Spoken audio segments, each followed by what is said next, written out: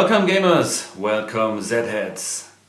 This is part 3 of the tutorial series of Dawn of the Zeds, 3rd edition.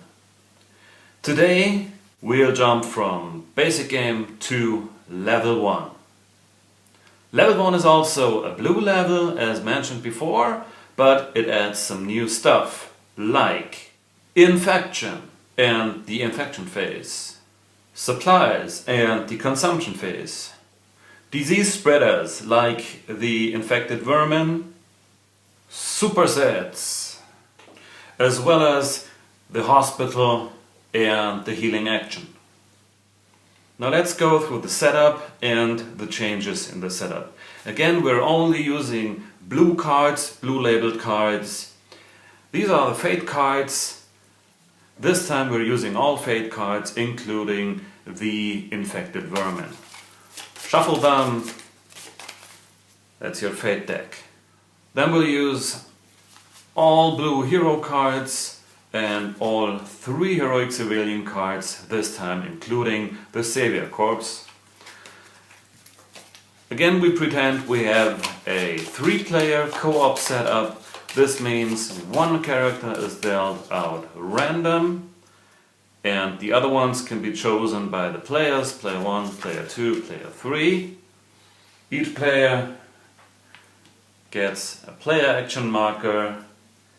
Here's character token, character action markers shown by the black triangles, and that for all the characters in the game.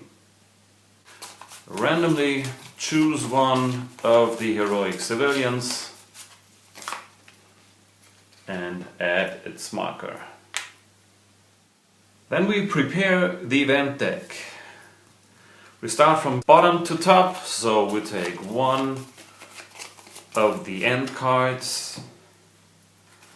We set aside the Act 4 special event card, shuffle the 3 cards, discard 1, so we keep 2 Act 4 cards, shuffle in the special event. Here we go. Set aside Act 3 special event. Of the other 4 we discard 1. So 3 Act 3 cards plus the special event card. Shuffle, put it on top.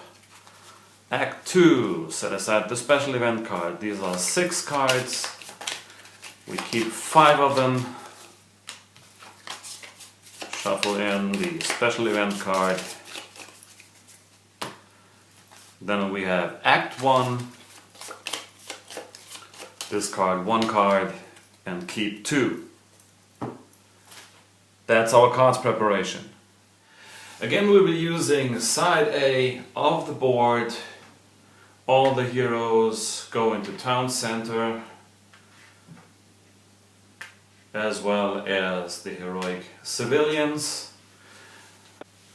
We take our 7 villagers, distribute them randomly in the villages.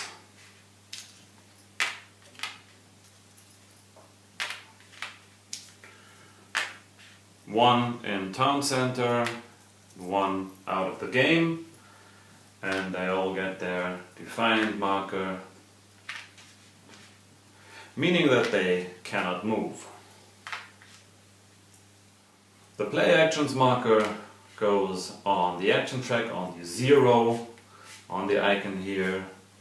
And now here's a change for ammunition setup and supply setup. Supplies are new. We roll 2 dice, we add them. This is 8. This is the amount of supplies we use. And we take the lower die, subtract it from 6, so 6 minus 2 is 4. That's the amount of ammunition you get. And then we place the infection marker on the start of the infection track. Don't forget to add ammunition and supplies that come with heroes like Mr. Johnson, who adds 2 supplies, and 3 ammunition 1, 2, 3 when he enters the game. Then we draw 4 Zeds units randomly out of the bag and place them on the start, 1 on each track.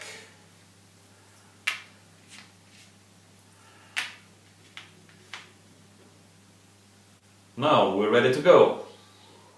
Now let's start with infection and the infection track.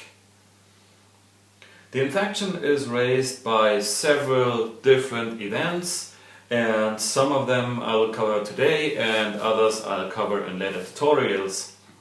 First of all, each hand-to-hand combat, each time a Zeds unit moves into a space with a player unit, or vice versa, each time a hand-to-hand takes place, infection raises by 1. Also at this level we're playing with the infection phase. We only skip the 4R phase, and the infection phase is the second one, shown by the little skull icon. And it can either say no, which is pretty simple, there's no infection, or it says yes, which will rise the infection, there's no card in here, but they will appear later. Or there will be 2 dice. That will mean, let's say infection is at 6, you will roll 2 dice, and if they are higher than the current infection level, nothing happens, the phase is over. Now if you roll lower or equal to the current infection level, an outbreak takes place. This means 3 steps. First, lower the infection by the number rolled. 5. 1, 2, 3, 4, 5. Next step, draw a fate card and check where the outbreak takes place. Where? Suburbs. So on the suburbs track, and there a new Zeds unit will be placed on the village space closest to town center. 2 village spaces, Beauville is closer to town center, place a Zeds unit here, and of course this immediately triggers a hand-to-hand combat. Don't forget, hand-to-hand combat increases infection by 1, then we resolve a regular hand-to-hand combat as shown in the previous tutorial. Then check the bottom part, the plot twist, if it is a play immediately or hold for later card. If it's a hold for later card, do exactly this, hold for later. If it's a play immediately card or play this card, then play it and resolve the plot twist. The hold for later cards usually say when they can be played. When they are played, they are discarded. In this case, play during the action phase for +2 event actions, which can be very helpful. Now if the infection track ever reaches 13, see this icon here? This is an unchecked outbreak. An unchecked outbreak works pretty similar than a regular outbreak, except that the Super Zeds unit is placed. First, we roll 2 dice, reduce the infection level by that amount, so from 13 to 4. Then we draw the top fate card, see where the outbreak takes place. That's on the forest track, and the closest village space, there's only 1 village space, so it's St. Thomas. Draw Super Zeds units and place it here. This will again trigger hand-to-hand combat. Remember, the defined marker is removed. I should have removed this here too. And let's say these last and retreated, something like this, so that's the situation. Same here, defined marker is removed and hand-to-hand combat takes place. And let's see, say the Zeds lost, so they're all placed here. That's the procedure. Let's have a look at the plot twist. Play this card. It's a dud, ammunition and spoiled supplies immediately suffer -2 supplies and -1 ammo. Discard the card. Super Zeds are treated like regular Zeds, so they can form Zed mobs. They apply to the stacking limit of a maximum of 2 Zeds in a space, but they have special abilities which are shown on the back of your player aid. I will not go through them. When they appear, just have a quick look at this. Also, Super Zeds, once they are killed, they're out of the game, they don't return to the bag. Now next talk about the hospital and the healing action. When a player unit suffers the last hit it can take. Let's take those civilians, they can take 4 hits. First hit, second hit, third hit and 4th hit. Now they have a saving roll, and the saving roll changes. Again, when you roll a 1, 2 or 3, the unit goes to cemetery and is out of the game.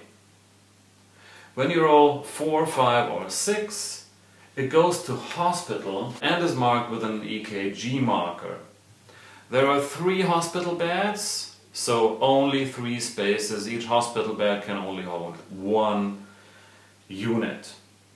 The other spaces are not used in this level. Later on you can move in there with special units that can work at the hospital and increase healing and all that. Units in hospital are comatose. You cannot activate them, they don't provide their special abilities, they're just there in the hope of getting healed, or maybe they have to make place for more important units. I'll come to that in a bit. Now there's a new player action that can be taken. This is the heal action. The heal action is pretty easy. It takes an action and it heals a unit by 1 hit point. An EKG marker means, as mentioned before, this unit cannot activate and cannot use its special abilities, and also that it suffered its maximum number of hits. The first heal action on an EKG unit will remove the EKG marker and place a wound marker on it, or a hit marker, showing that it has his full hit points -1. So that will be 3 hit points, 2 to flip it over, and that's the 3rd one. The next heal action would remove the marker. The next heal action would flip it over with 1 marker, and the next heal action would heal this unit fully. So it's reverse. But 1 unit can only be healed once per turn, so it takes a while till they recover. But as soon as a unit doesn't have an EKG marker anymore, it can already be returned to the game again. How do you remove units from the hospital to the game?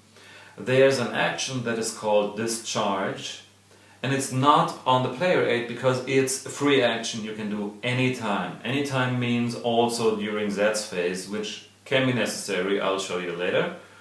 And discharge means it's a free action, you can move any unit from a hospital bed into town center or into the cemetery. So in this case I'd say, okay, it's enough if they are healed just for 1 hit, and as a free action I immediately can move them back to town center. Also, wounded units, like let's say this hero, can use their move action to move into the hospital, to a hospital bed, to get healed. Healing actions only work in the hospital, except for some special characters that can heal outside of the hospital, but that's on the character card. Now let's say we have full hospital. This one is partially healed, this one is still in coma, and he just moved in there waiting for treatment. And now it's the Zed phase, and the Zeds move here, they fight a hand-to-hand combat, they're very successful and kill the next unit, which will be like this. You make a saving roll, and it is 4, 5, 6. On 1, 2, 3 it will be moved to the cemetery. 4, 5, 6 means it can be moved into the hospital with an EKG marker, but the hospital beds are full, so you can use the free discharge action to either move one unit to the town center, has to be one without EKG marker, or directly to cemetery. So I could move him to the town center to make some space. Or if I want to leave him there, I say, okay, this is a strength 2 civilians unit, well, I'm sorry, I have to let them die. And then there's another space for the strength 3 unit. Also, each time a unit enters the hospital, increase infection by 1. Each time you heal a unit, infection is reduced by 1. Now let's talk about disease spreaders. Disease spreaders are these standees. There are 2 in the game, but only 1 might show up or not during level 1. And this is the infected vermin. They show up when you draw the infected vermin fate card. It says place the infected vermin standee on the start space of the track where there are the most Zeds units. Let's say we have 2 units here, 2 here, 1, 1.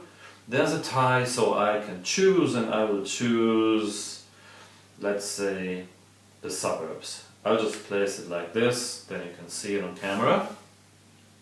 Until this unit is removed, it increases infection by 1 at the beginning of every infection phase if it is not in the start space. That's what I said to you before. The start spaces are kind of neutral spaces, so nothing here. But let's say there was a movement on the suburbs track. These guys moved here, they moved here. Disease spreaders move together with Zeds. So when they're on the same space, they just move together, but they do not count towards stacking limit. This means there can be 2 Zeds units, a Zeds mob, plus a disease spreader, which is pretty mean. So when they move in here, they actually have a strength of 15. 2 plus 7 plus 6. So no stacking limit for disease spreaders. At the start of each infection phase, if there's a disease spreader on the board that's not in the start space of a track, increase infection by 1 per disease spreader. So you want to get rid of those. They're pretty weak, they can only take 1 hit, strength is 2.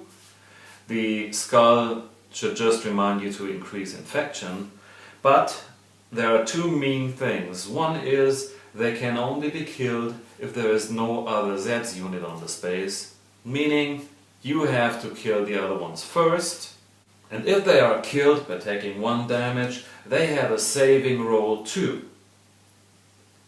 And the saving roll is on a 4, 5, 6 they are out of the game, and on a 1, 2 or 3 they return to the start space of the track where they are currently on.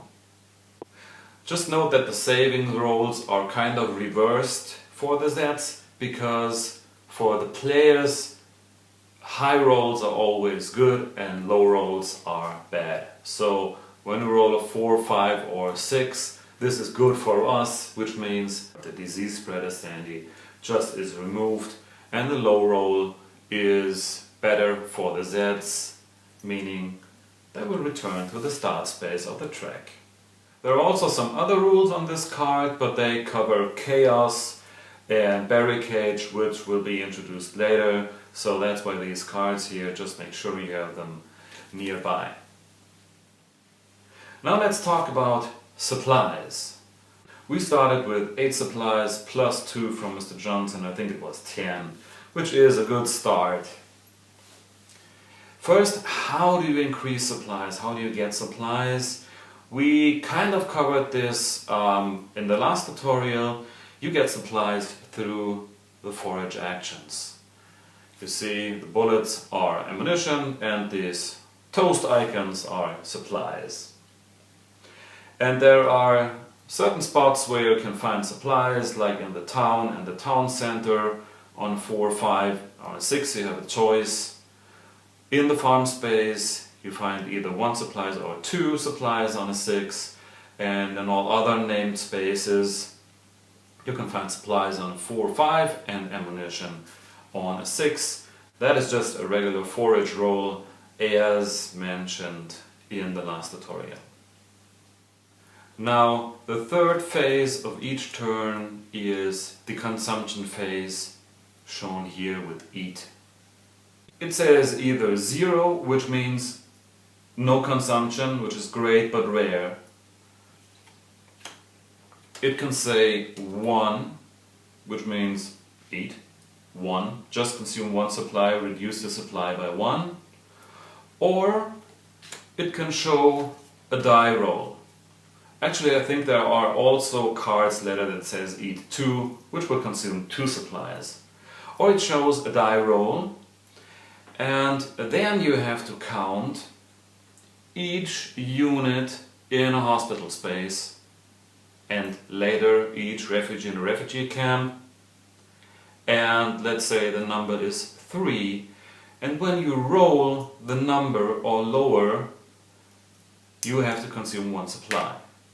Okay, 6 is higher, so no consumption, supply stays at 9. If I roll lower or equal, like here, I have to reduce my supplies by 1. Now what happens if I'm out of supplies? If I'm out of supplies and I would have to consume 1, instead I have to place a wound, a hit marker, on any one own unit, so on any player unit. This can be either in somewhere on the map or in hospital, but it cannot be an EKG unit, because that would be really mean. So I could say, okay, this unit doesn't get anything to eat this turn and it's close to starving. And you have to apply 1 marker to a unit for each supply point you're short. Remember, there are other cards that say consume 2 supplies or other events. So if I was at 0 and had to consume 2 supplies, I could place 1 here and the other one here, which would flip the hero immediately. So if I add the second hit, let's say, to this unit, it would immediately die. And a unit that was already in hospital, where you add another wound, it doesn't get any saving roll anymore, it directly goes to cemetery. Let's say there was another unit like this already with 3 hits, and I had to apply another hit to a unit. I choose this unit so it has its full amount of wounds. Now, since it's not in the hospital, I get a regular saving roll. This one is not saved and goes to cemetery. Or on a 4, 5, 6, I could place it in the hospital, but have to free a bed again.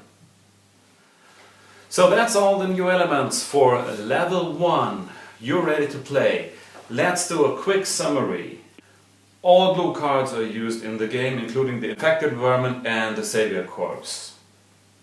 Then, during setup, roll 2 dice for supplies, take that number of supplies, subtract the lower one from 6, so 6 minus 1 is 5, and that's the amount of ammunition you get. Also add the infection marker on the start space of the track. Infection is increased when a hand-to-hand combat occurs, when a unit is moved into the hospital with a saving roll, each time at the start of the infection phase, when a disease spreader is on the board, and it's one per disease spreader if it's not in the start space of a track. Infection is decreased when you perform a heal action or when an outbreak takes place. In level 1 only the first phase is skipped and we play infection phase, consumption phase, Zeds phase and player actions phase.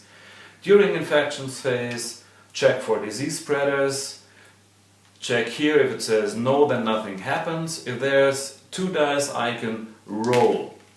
If you roll equal or lower than the current infection level, infection is decreased by that amount and an outbreak takes place. Draw the fate card, check where the outbreak takes place. On that track, place a randomly drawn Zeds unit on the closest village space. If infection reaches 13, immediately roll 2 dice, reduce by that amount and make another outbreak. Draw next fate card, but place a Super Zeds unit instead of a regular unit. Super Zeds units behave like regular units. They apply to the stacking limit, they move together with them, but they have special abilities which are in the Farmingdale dossier or in a short version on the back of the player aid. The disease spreaders are also Zeds unit, but they are stack free, meaning that they can be together with 2 units and form a bigger mob. They can only take 1 hit, but they increase infection each time at the start of the infection phase if they're not on the start space. When they are killed when they take 1 hit, they get a saving roll. On a 4, 5 or a 6 they out of the game. On a 1, 2, 3 they start again on the start space of the track where they were killed. And they can be only attacked if there are no other Zeds unit on the same space. Hospital and healing. A unit that takes its last action now gets a saving roll. The saving roll is 1, 2, 3 is cemetery and out of the game. A 4, 5, 6 is moves the unit into the hospital with an EKG marker and increases infection by 1. There is a limit of a maximum of 3 units. You can use the discharge action to discharge either unit from the hospital beds into cemetery or a unit without EKG marker to the town center. That's a free action that can be taken any time, and you can place the unit in the hospital bed. You can also move wounded characters into the hospital from town center. Here's a connection. Healing takes an action and removes the EKG marker from a unit with an EKG marker and increases health by 1. And this goes backwards for each heal action. They are healed 1 more, they can be healed up to full health. But each unit can only be healed once per turn. Also, healing decreases infection by 1. Now that's it. Tutorial 3, level 1 of the gameplay, which is called Outbreak. Level 2, so the next tutorial, will introduce villagers and refugees. The first phase, the 4R phase. We will learn how to build barricades and strong points.